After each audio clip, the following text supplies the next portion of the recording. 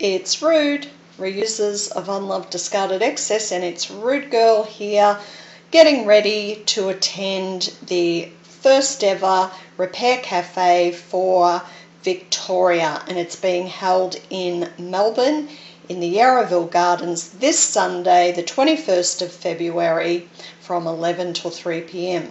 Anyway, I've been preparing my pieces to take down as I have to give a demonstration of some basic mending and sashiko stitching.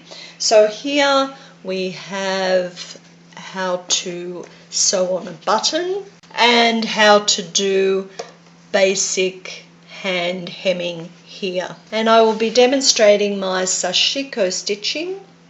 I also patch when I do sashiko stitching, and that is called boro. So come and find out all about my boro technique to repair vintage Levi jeans.